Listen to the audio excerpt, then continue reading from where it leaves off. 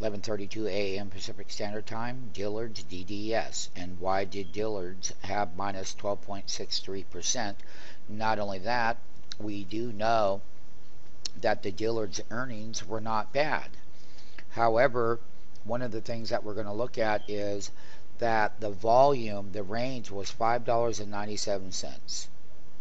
The high was $52.99, the low was $47.02, with the opening, however, at $52.98. But let's be real.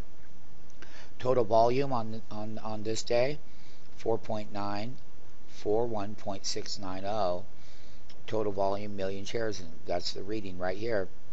Historical volume, 715,000. Average 5-day volume of late.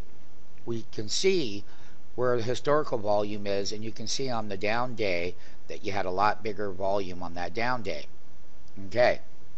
Having said that, you had a number of trades. You had 30,829 trades.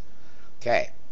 The weekly percent DS is at about 58.26%. Here is the weekly Dillards.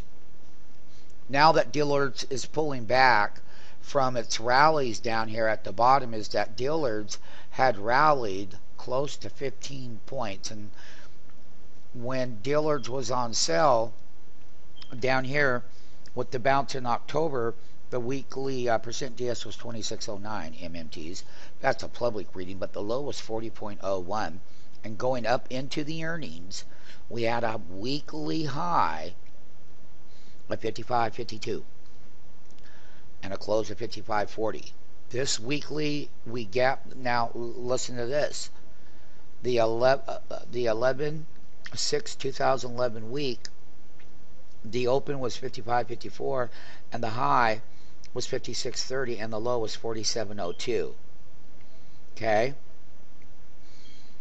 You can tell that the 20 week, the red line, the 10 week, which is right on here, and we're right there, they're intersecting, and the 50 week, which is going to be the major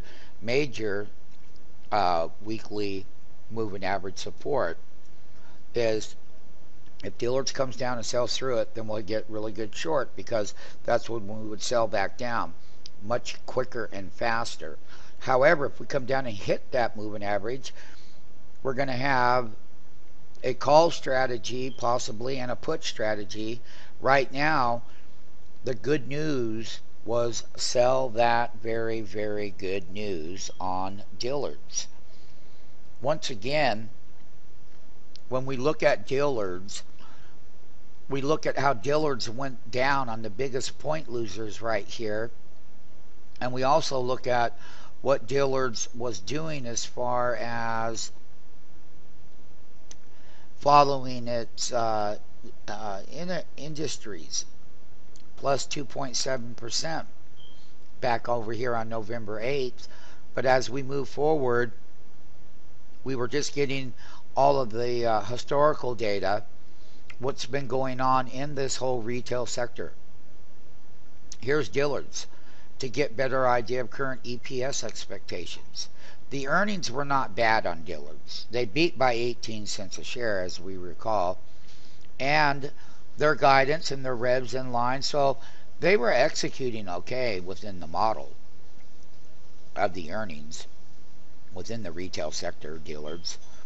The thing that we would like to just show MMTs is how to go back and look at current things that was happening within the overall retail sector. It's the fall period, and Dillards beat their earnings.